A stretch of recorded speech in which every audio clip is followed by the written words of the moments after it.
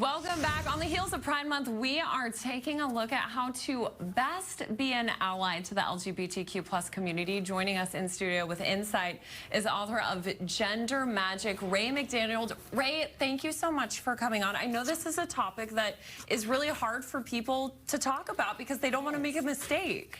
Yeah, exactly. But you know what? That's a good sign, because everybody that is worried about making a mistake is worried because they care. And so it's a really great starting place to know, like, hey, I care about this and I want to support the trans and non-binary community. So on top of being an author, you're a therapist, you're a coach, you've worked for more than a decade with the LGBTQ plus community. With your experience, what's the #1 thing we can do to be a really good ally? Well, the great news is that a lot of the low-hanging fruit is just about language. It's just about getting used to using new words, using new pronouns, or using a new name. And that's going to be the #1 way that you can show folks that you are a supportive ally. Beyond that, it's about fundamentally changing the way that you're thinking about gender exploration to something that is simply a part of self-growth, like any other type of personal exploration. So what do you think are the biggest things people should avoid when it comes to being a good ally?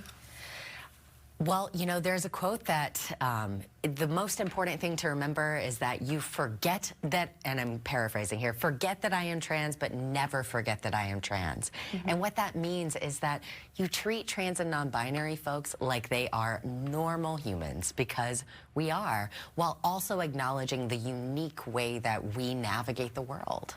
So when it comes to kids who are maybe thinking they're a part of the LGBTQ plus community and you are a parent, how do you kind of broach that topic? Because I feel like so many parents would probably feel like they don't know what they're doing. You know, much of parenting is that.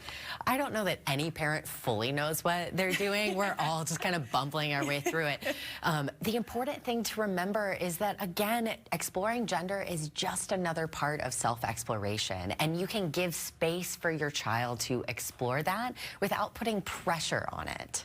Okay, so in the last 40 seconds, talk about your book, Gender Magic. What can we take from this? So Gender Magic is a practical guide to achieving gender freedom with joy, curiosity, and pleasure for gender explorers, trans and non-binary folks, and those who love them.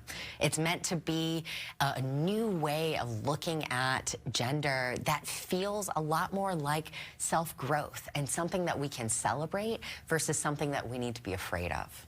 Ray McDaniel, thank you so much for coming on today and covering this for us.